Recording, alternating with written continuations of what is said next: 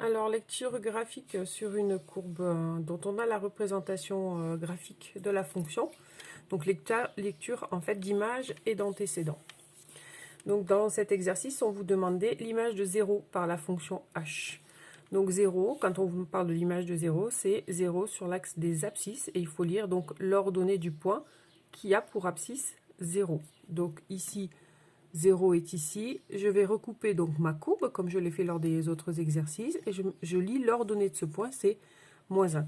Donc l'image de 0 par la fonction h, c'est moins 1. Ça s'écrit soit en français, l'image de 0 par la fonction h est moins 1, soit avec l'écriture mathématique, h de 0 égale moins 1.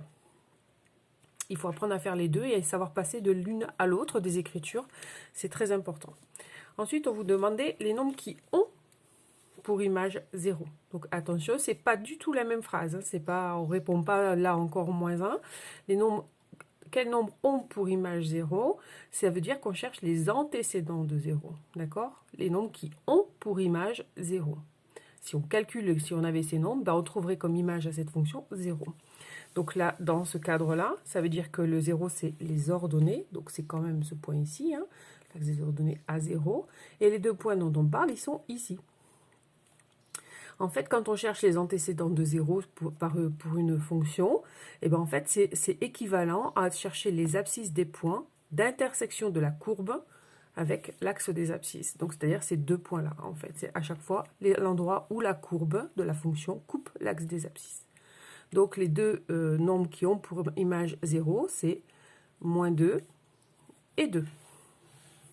Donc ça, vaut mieux l'écrire en français par une phrase comme ceci. Les antécédents de 0 par h sont moins 2 et 2. L'autre écriture mathématique se verra plutôt au lycée.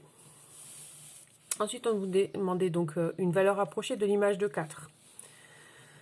Donc 4, c'est ici.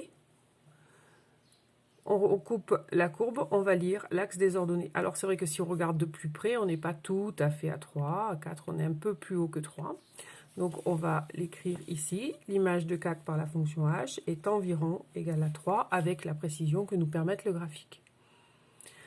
On cherche l'image de moins 3, la dernière question. Donc moins 3, c'est ici. Là, c'est pareil. On va chercher la courbe. Alors, elle est légèrement plus haute ici si vous regardez que 1.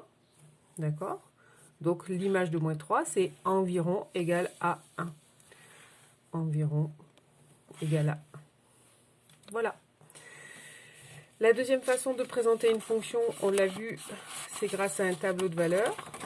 Donc c'est l'exercice suivant que je vous donne ici. Alors là, la difficulté sur cet exercice, et sur lequel il faut bien faire attention, c'est la graduation des deux axes qui n'est pas la même, et donc qui pourrait porter à confusion.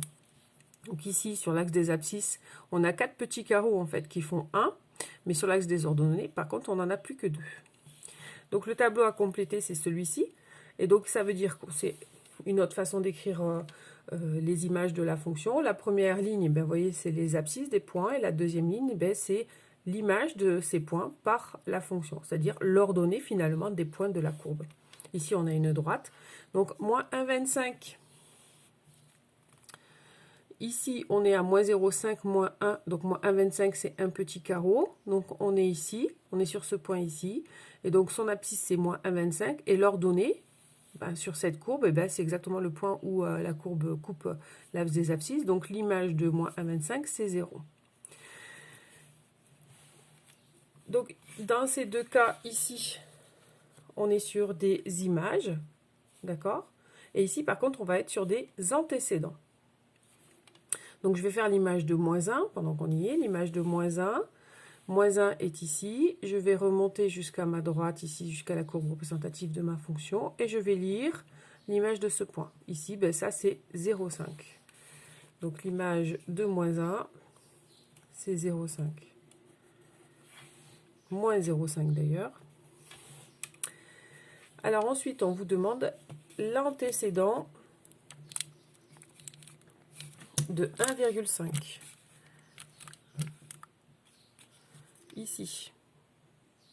Donc l'antécédent de 1,5, ça veut dire que je vais lire sur l'axe de mes ordonnées. Alors là, c'est 1, 1,5 est ici. Donc ici, je vais recouper ma droite et je vais redescendre pour lire ici mon abscisse. Alors moins 1,25, c'est ce petit trait qu'il y a ici. On peut considérer que là, comme là c'est moins 1,50, on est ici à moins 0,3. Donc l'antécédent de 1,5, c'est moins 0,3. L'antécédent de 1,25, 1,25 on est ici. On peut recouper la courbe jusqu'ici. Ça veut dire qu'ici, l'antécédent de 1,25, c'est moins 0,5. Moins 0,5. Voilà. Donc ici, quand vous cherchez, vous avez le X, vous cherchez l'image. Si vous devez remonter, c'est ce qu'on appelle trouver les antécédents. Alors ici, c'est une droite, donc on a un seul antécédent à chaque fois. Dans d'autres courbes, on pourra en avoir plusieurs. Par contre, les images, elles sont uniques. Rappelez-vous du cours.